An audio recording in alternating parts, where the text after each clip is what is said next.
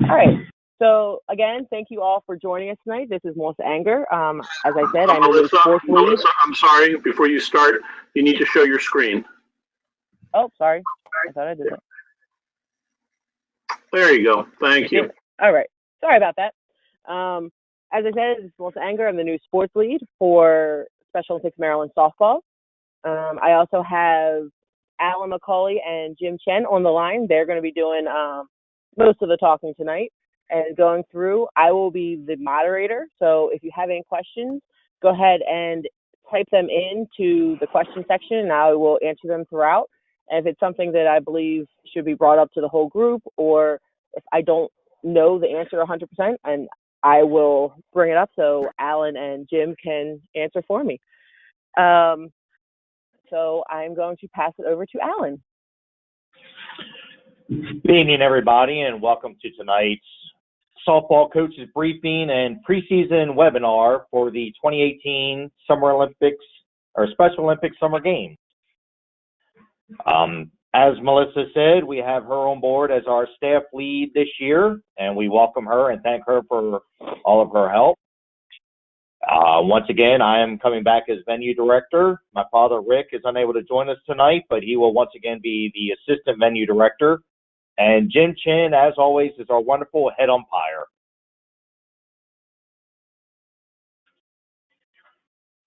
Quick agenda. We've already done the welcomes and introductions. We'll quickly go over the qualifiers, the coaches certifications, all the events that are offered, rules and reminders with any changes, and registration forms and procedures will be handled by Melissa and Mike Sarnowski if needed. And at the end, we will take care of any questions.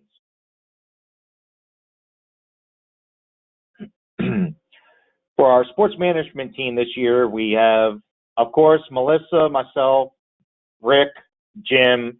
We have Bob Golden and Jack Moat will be helping us out with any questions we might have and any assistance he can give us. We have a few more coaches we are reaching out to try to get a few more of the coaches' spots to fill the management team. Once they have been verified, we'll be able to get that updated.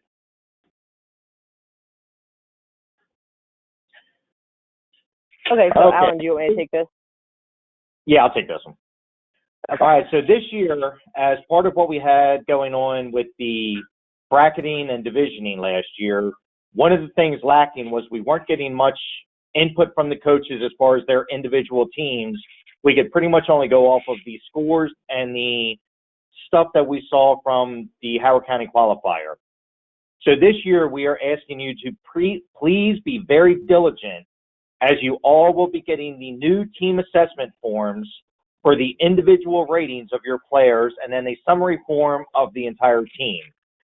This will help us to kind of have a better idea and understanding of how you feel your team is in order for us to assist with the divisioning and try to make sure that we continue the fair play across the board and have the best competitions available. Each one, as you can see, is going to be very specific to the player. The scores will be rated 1 through 5, and we ask you to please be as objective as possible.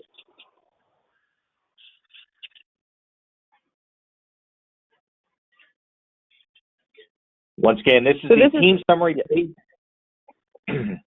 This basically will have the complete breakdown of all of your players from the individual pages. So we can kind of get an overall view of what you think your team looks like, in addition to seeing your individual standings from them. So I'm just going to jump in real fast. If your team has participated in one of the national invitationals or anything like that, or USA games, this is the form that they use. We've modified it just a little bit. But this is the assessment form that the SONA, Special Olympics North America, has sent in to have you guys fill out, and we're going to use it this year as well. So for those of you that know me from other sports, I've done this with those other sports as well. One change I did do from the previous form, just real quick, is I added the head coach and assistant coach's information. If you have a third assistant coach, please just let me know, and we can add in another line for that as well. And also, if you look at the bottom, it shows pictures only, and it's highlighted in gray. That's what those 4 top spots are. Please only fill in those top spots with the pictures. Anyone else, please fill into the white spots. Okay, we want to keep them separate, just for the adding and totaling of the overall scores. Okay, so I'll send this out when I send out the recording and the webinar slides. This will also be attached to that email as well, so you'll get this tomorrow. All right, Alan, I'll keep going. So this is a map of Towson. Nothing has really changed with it. The only thing reason why we wanted to put it in is so that it shows that swimming is at Burdick again, which is on Towson's campus. Doesn't have much to do with softball, but it's good information to know. As well as just an FYI, skills might be moved to Cockeysville. We're not 100% sure yet. It all depends on the construction in that area. So as soon as we know about that, we will get that information out to you. This is just a map of Cockeysville. A map of Cockeysville and how to get there. But I believe most of you on the line, if not all, are returning coaches. So you've all been there. We will be rotating. The teams that were at Towson last year will be at Cockeysville, and a couple of those teams will be at Towson again this year. So that will come during the pre-competition webinar. All right, Alan, back to you. Okay, real quick, Melissa, if you can go back to the campus maps. There you go. Thank you. So, as Melissa was saying, we may be moving individual skills depending on construction going on at campus. We will know later in dates. However, one thing that might also be changed is we will be able to use the on-site softball at Towson. However, the access could possibly be changed. Due to this, we are going to ask the coaches, and Melissa is going to send information out to the delegations for anyone involved with softball families that might need wheelchair access to the fields. We could run into some constraints, so we're asking ahead of time if you could give us that information so we could at least have some awareness of what we would be looking at. It would be much appreciated. Right, and I'll put that into my response when I send out the webinar slides and the team assessment form.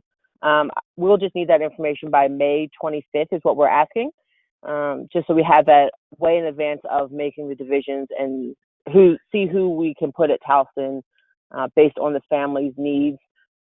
Wheelchairs are the big thing, but it's not all level ground. So if you have someone that in your families or on your team that can't really do well in uneven ground, please let us know so we can make sure that you're at Cockeysville and not on Towson's campus, so we don't have to run into any issues with that and there's no injuries according to that.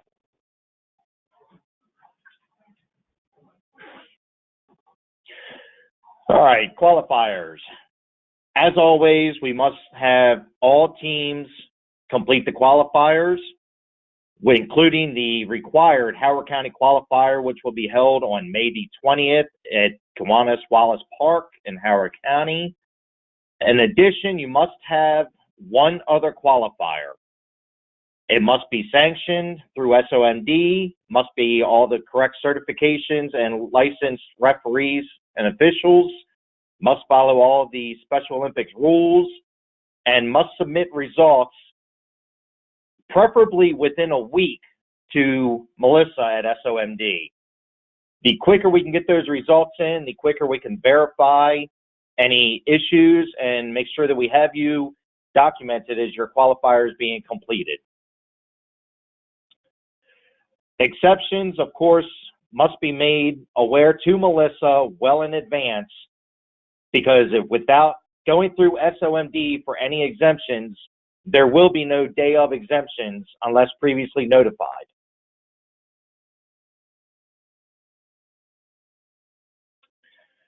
Rosters and age groups, always the same as it has been. Rosters, once they are put in for the first qualifier, they cannot change. Must have a minimum of 12 players and a maximum of 16. 18 years of age, unless you have a waiver for those who could be 16 or 17. And once again, all requests for exemptions must be submitted no later than May 7th to Melissa.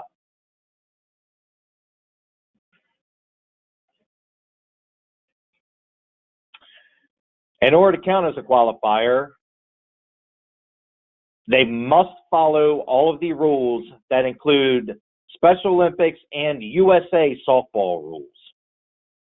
Jim, do you want to touch up on how it's become USA softball instead of ASA now?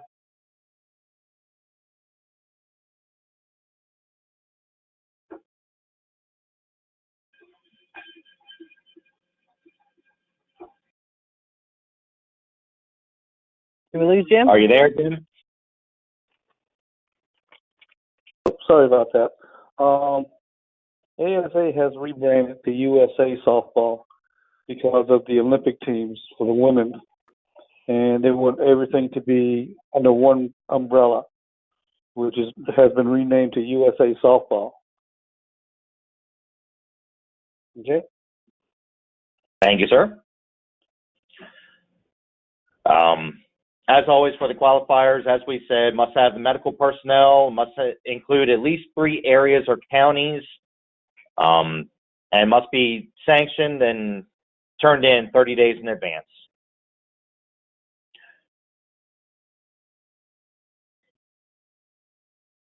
The only 2 that we have on schedule as of right now are the Howard County and the qualifier in Lusby.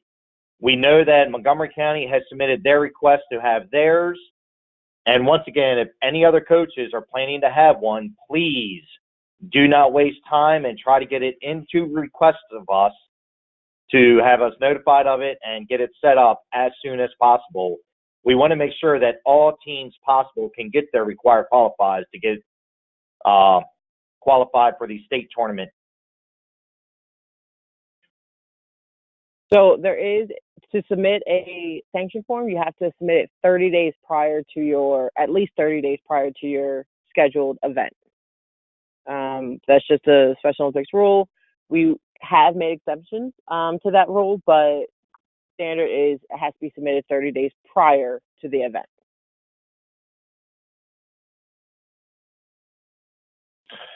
Coaching certification. As was it reinforced last year, it applies to all coaches that are attached to your team, whether it be the assistant coach, head coach, or anybody involved. And once again, the way that we kind of dictate who a coach is, if during the game they will be on the field or in the dugout assisting with the players, they are to be considered a coach and must have all the documents attached with that title.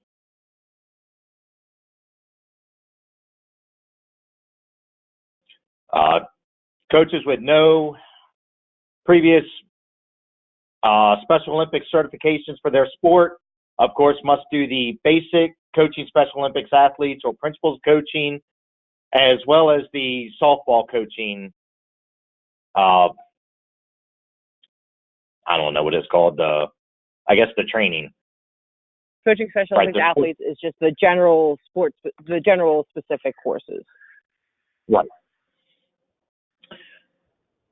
And those with the previous certifications. Now, those with the previous certifications, of course, must have one general or the sports specific to renew every 3 years. And once again, that goes for all coaches.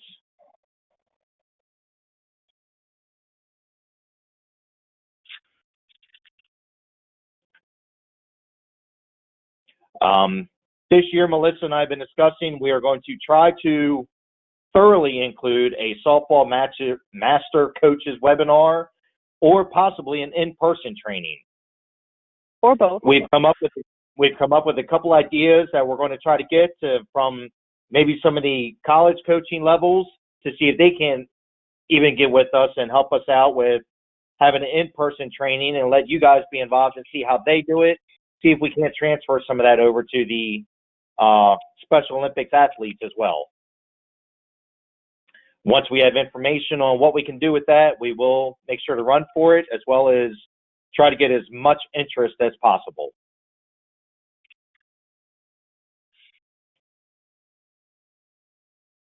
I'll take this one, Alex. So This is, as everyone should know, because I believe most, if not all, coaches are returning. This slide shows all of the online training courses that are available through the ACEP website. And as you can see, there's a couple softball trainings that you can take. The Special Olympics Maryland office will reimburse up to $20 for a course that you take. And the only thing we need is the email saying that you passed the course and the receipt showing that you paid for the course. Once we have the two of those sent in to us, then we can get out a reimbursement for you. As you can see, one of the courses is the Coaching Softball Technical and Tactical Skills is $49.95. And so with that one, we will pay $20. And this is not work for all areas, but you can talk to your area directors and area leadership. And some of them have in the past reimbursed for the remaining amount. That is not, you can't go to them and say, Melissa Anger said that you will reimburse me for the rest. You need to ask them and talk to them. Each county is different and each program is going to be different. And so it's up to them if they want to pay that full price. But coaching youth softball, even if your athletes are not considered youth, we are still accepting that course as a sports-specific training if you'd like to take it online. Or there will be like Alan said, there will be an in-person training. We're just waiting to get the details for that as I'm working them out as we speak.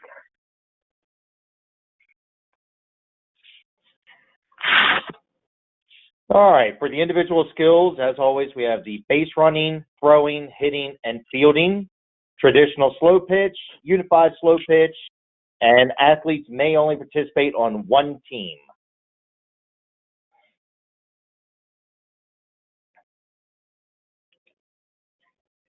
Jim, this is all yours now.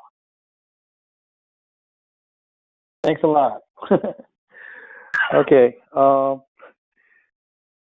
Actually, the rules haven't changed in the last couple of years. We're still going to go by USA softball rules and Special Olympics rules.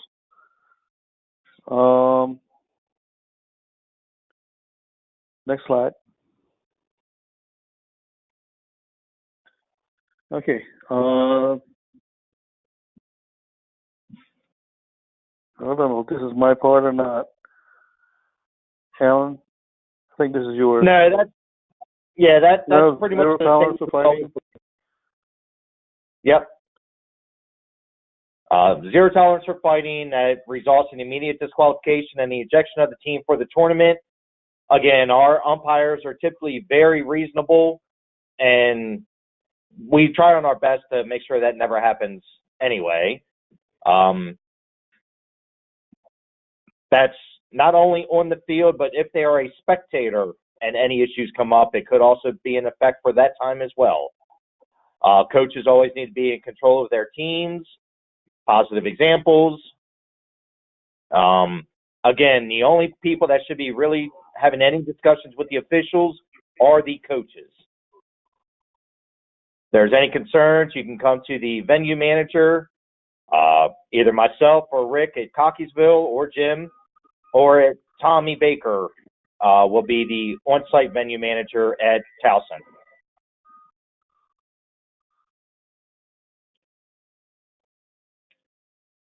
General rules. Same as usual for the first couple there, no profanity, the no 5-run maximum. All batters will start with a 0-0 count. However, now a foul ball after the second strike is considered a strikeout.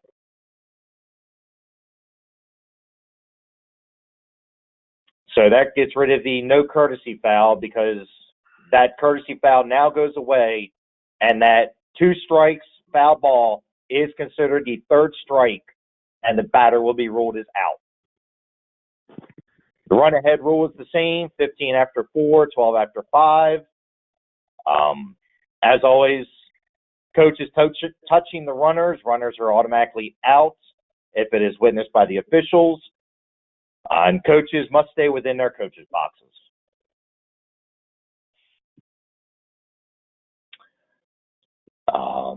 Courtesy runners are the same as always been. Unified partner for partner, athlete for athlete. The catcher with 2 outs can be substituted so he can come in and begin to get his gear on for the next inning. And substitutions are permitted as SO rules allow. Okay, there's a change that needs to be made. The courtesy runner. Courtesy runner can be anybody that is in the lineup. It doesn't have to be the last player making out.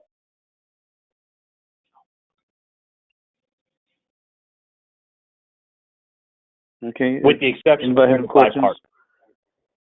Right, Jim? Yeah, except for unified. Has to be unified for unified, partner for partner.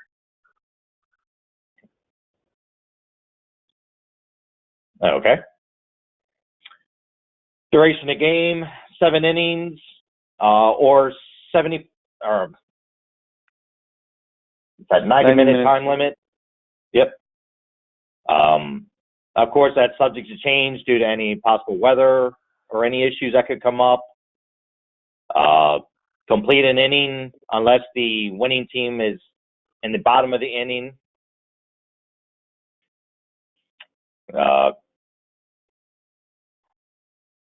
Other than that, everything's the same. Appeal plays must be done by a coach or player.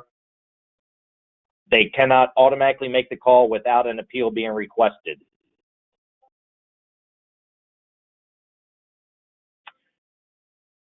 Uniforms.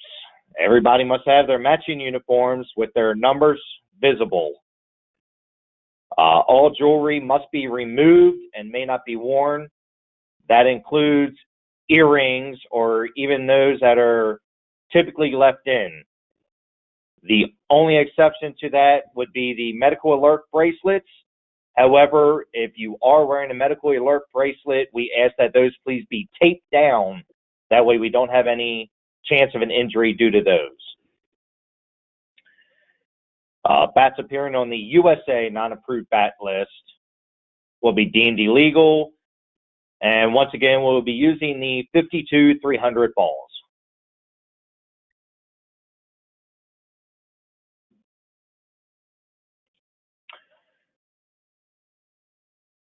Scoring plate is the same. Once they cross the commitment line, they must advance to the scoring plate.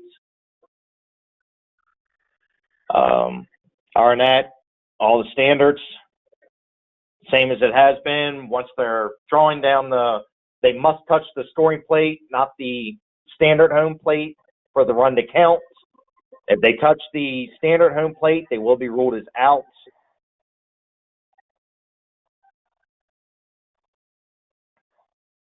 Go ahead.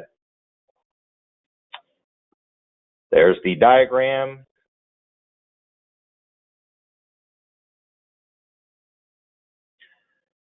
The pre-competition webinar this year will be on Thursday, May 24th at 8 p.m. Final divisions should be out Wednesday, June 6th at the latest. And again, that all depends on if we have any last-minute qualifiers that need to be completed or anything of that nature that we needed to squeeze in. Otherwise, we are hoping to have everything taken care of and sent out to you guys by email with divisioning by June 6th.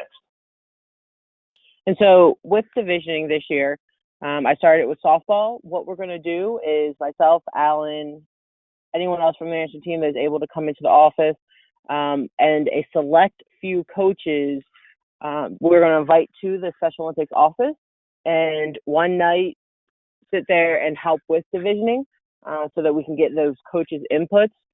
This is not a free-for-all for anyone that wants to come. We are only going to select a few coaches to come so that it's not everyone, but this is a way that we can get the coaches more involved and not have so much of it on us and myself and Alan and Rick and Jim, so that we can kind of spread it out and get more involvement with the coaches in this. So it worked really well for soccer. I'm doing it for basketball this year too, and we will continue that with softball. All right, so the rest is me. So Mike, are you still on? Yes, you go over this one. Sure, thank you very much. Good evening, everyone. Thank you for taking some time tonight.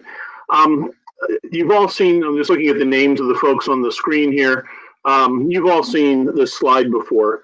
I need to put some extra emphasis here. Again, just making it abundantly clear that no athlete can participate without a current and valid medical, and no volunteer can participate without a current and valid volunteer form. And then there's also the protected behaviors. But there's it is something that we cannot accept or allow any kind of exceptions. There is no valid reason for an athlete to be participating without a medical or a current medical, or a volunteer participating without a current and valid volunteer form. You're placing potentially the athlete at significant risk.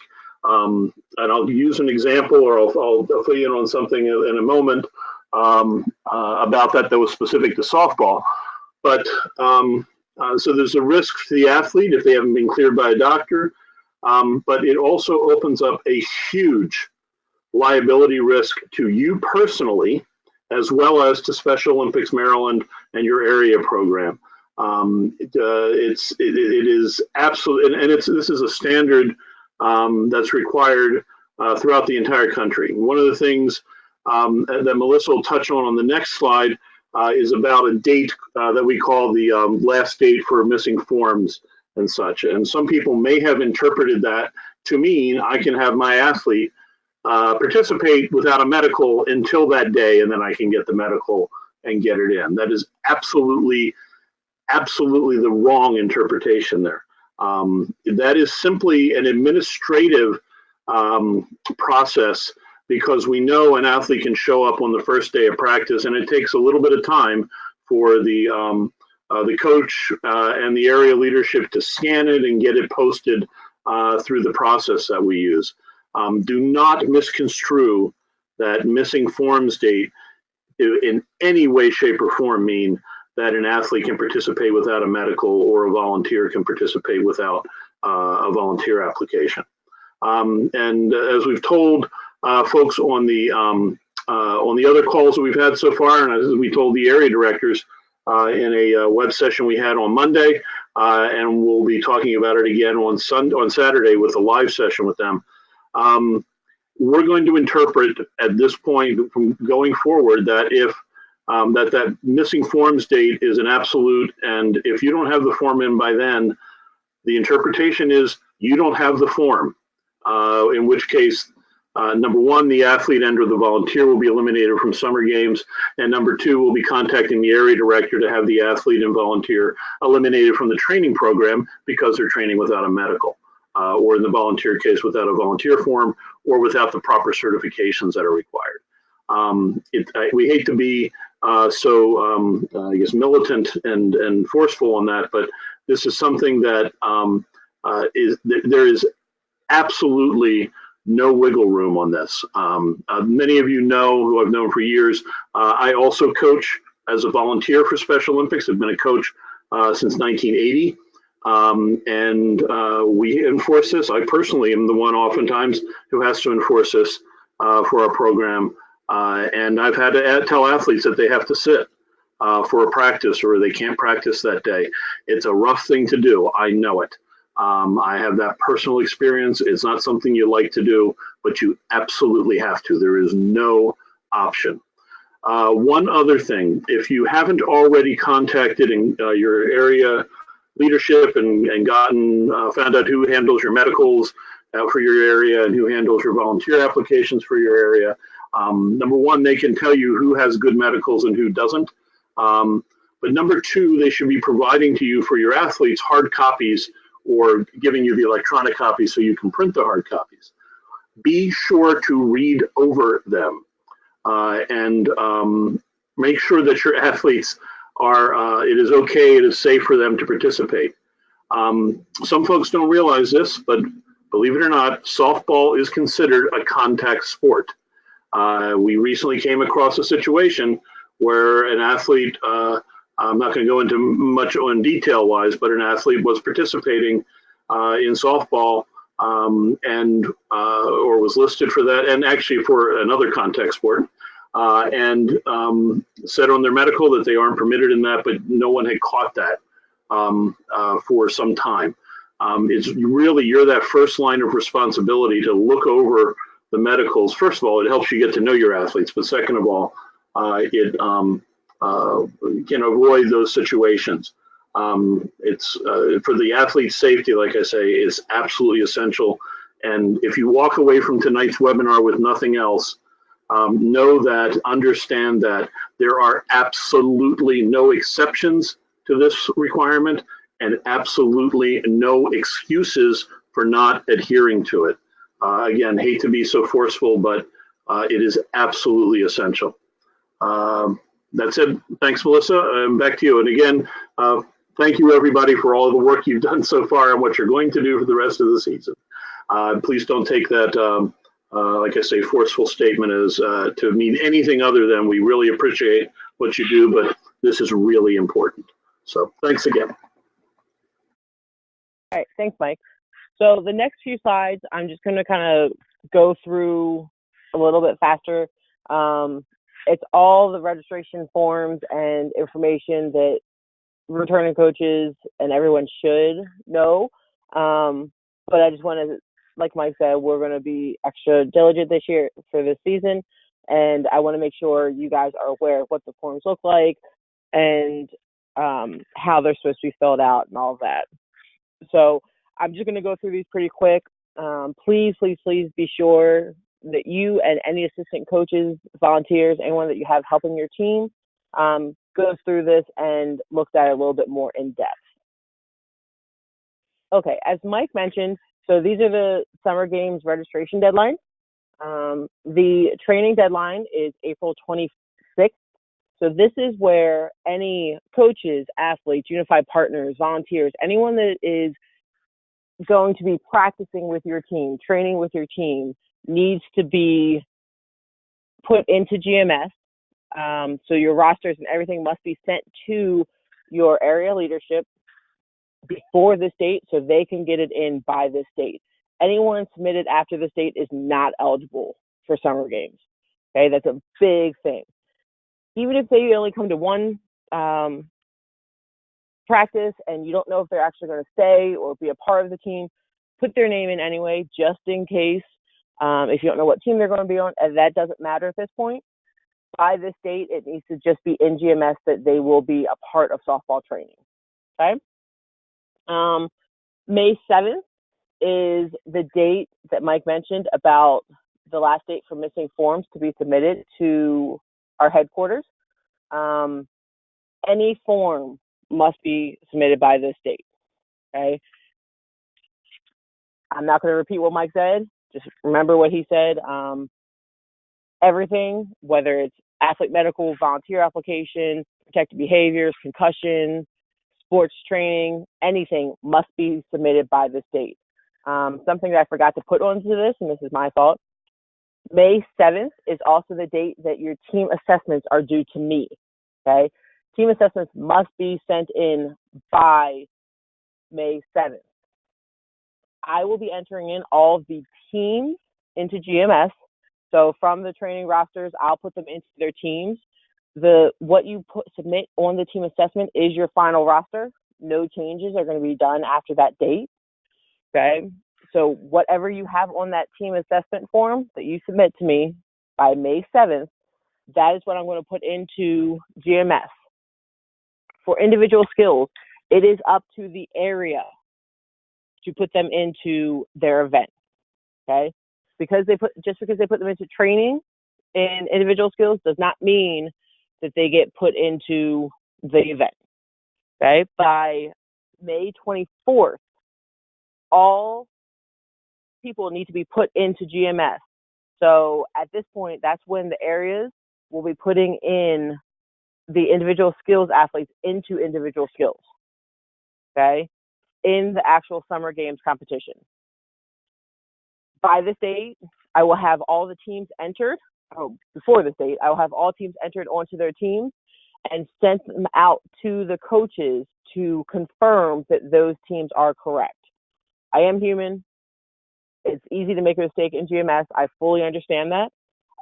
So I need your team's confirmation to send to me once I send out the team rosters. Once I put them in GMS and I send out the rosters, you must reply to me that those forms are correct. Okay? Those rosters are correct for your team. That is a huge thing because come summer games, if it's incorrect and you didn't tell me, then we have an issue. Okay? It has to be confirmed when I send these out. So please, please, please confirm that they're correct once I send out the rosters.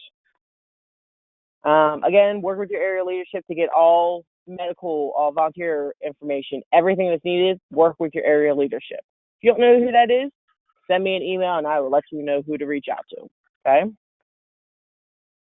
Coaches requirements, and again, I'm just going to go through this really quickly. We have the completion and submission of the Class A volunteer application, which I will show you later on. We actually have a new form that started, I believe, a year ago. And so, a little over a year ago now. All coaches must, and volunteers, so coaches, volunteers must have the protective behaviors as well. This is head coaches and assistant coaches, as well as the concussion training. There's another slide coming up that will have links to the concussion training. So they open up this slide, click on the link or copy the link, take the course, submit it. As well as all coaches need to submit have their coaches training done as well. All of these above are valid for 3 years. So if you submit any of these, you have 3 years before you have to submit it again. Just as I mentioned, concussion training, every single coach has to have a concussion. Head coach, assistant coach, anyone must have the concussion training. That is an absolute. If you don't have it, you will not be coaching this year. Protective behaviors is the same thing, but this is for all volunteers, coaches, unified partners, volunteers, head coaches, assistant coaches, anyone that's working with your team that is not an athlete must complete protective behaviors. It takes 10 minutes. It's free. The link is right here. You can take it as many times as you want if you don't pass the first time. And you email, that is incorrect. I will send you the correct email. Sorry about that. You will send the report that you passed to Khadijah McIntyre. She's our new registration coordinator. I will get you her email as well. Sorry about that. Rachel, sorry, not really sure what happened there. Melissa, they can actually send it to coaches at somd.org. That's fine. Just send it to coaches. That won't ever change. Okay, thank you. So instead of rmatic at SOMD, you send it to coaches at SOMD. And again, that's valid for 3 years. So if you have questions, as you all know, we have regional sports directors, which is my position, that oversees specific areas of the state of Maryland. If you don't know who your regional sports director is, this is the perfect slide for you because it lists which one of us has each area. For some reason, I'm not sure really what happened to Kristen. Kristen Mullins has all of Southern Maryland and Central Maryland. So that includes Prince George's, Howard, St. Mary's, Calvert, and Charles counties. If you have any questions, feel free to reach out to us. Those are our emails as well as our cell phone numbers. We will return emails and phone calls as soon as we possibly can. If you don't hear from us within 24 to 48 hours, I send us another email. It's not on purpose, I promise you. Just kind of keep on us if need be. All right, so again, I'm not going to go through these. These are just the medical forms. This is the new medical. Page 1 page 2, page 3. A big thing is when at the bottom it shows where the licensed medical examiner needs to complete. Please make sure they have their license number on there. That's a big one because it could be invalid if that's not filled in. And when you receive the medical from the athlete, make sure this is all complete. Okay, that we do receive incomplete medicals all the time. We want to make sure that your athletes are able to participate. So please double check it and make sure it is 100% filled out, or it will not be accepted. Okay, so just go through these. If you have questions with them, you can email Khadijah, or you can talk to your area directors, and they will put you in contact with the person that processes the medical forms on the area end. They'll be able to answer your questions. This is the last page of it, which is the athlete participation waiver that all athletes must sign as well. Again, this is kind of more just reiterating some of the other information, so I'm not going to go through this. But this is talking about the volunteer application, which used to be 3 pages and now is 2 pages. We've condensed it to 2 pages, which is a huge help. If you look at the second page, we've condensed the housing and concussion waiver, so you only need to sign in 1 spot instead of 2 like it previously was. If you have a unified partner or coach or anyone that is under the age of 18, they must complete that 2-page volunteer application as well as this 3rd-page student minor volunteer reference form. Okay, they have to have all 3 pages if they are under the age of 18. This is a must. If they don't have it, then they're not going to be able to participate. Incident reports. Make sure this is filled out with any kind of incident, injury, anything. It must be completed. This is what it looks like. Please fill it out 100%. Again, make sure it's fully complete. You will send it to your area director, and they will get it into the office to the people that it needs to go to. So your area director will send it to Rhonda Garrison, who processes these and works with our insurance company when there's any incidents that happen.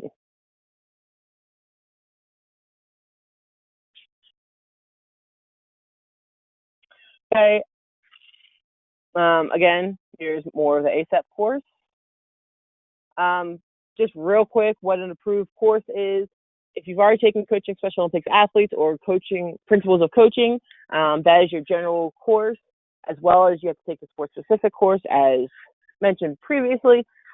If you have already taken those and you need to renew, you can recertify by taking a first aid and CPR class, or any of these other options. And like I said, we are working to get the in-person training set. Once that is set, I will send out that information to everyone with a link to sign up if you're available to come. Again, here's old slide. Okay, sorry about that. If you have any questions at this time, you can either type them in or you can raise your hand and I will unmute you. If you have any questions about what's going over, anything about the season, anything like that, go ahead and raise your hand now. Melissa, one quick note. As far as the in-person training, that will be open to all coaches. The master coaches training will be something different. Correct. Yep. And the master's coaches would be a webinar, whereas in-person obviously will be in-person. Even if you were certified last year, coming to an in-person training is not a bad idea, or the master's course. With new clinicians, there's always new information.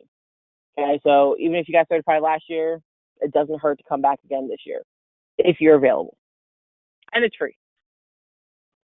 All right, so it doesn't look like there's any questions. If you think of anything after we hang up, please feel free to send myself or Alan an email, or Jim, and we will be sure to get back to you as soon as we can. And we'll answer any questions that you have. I know there's a lot of information that happened tonight, so sink it in. I'll send out these slides with the recording tomorrow. So please do not hesitate to reach out to me or Alan, like I said, with any questions after tonight. So thank you again very much for joining us tonight. I hope you learned something. And I look forward. I'm so excited to be the new softball lead. I know I've talked to a few of you about this. I'm very excited. This is an awesome opportunity that I love working with all you coaches, and it's going to be just amazing. So everyone have a good night, and thank you again for joining us. Thank you, everybody, and thank you, Melissa.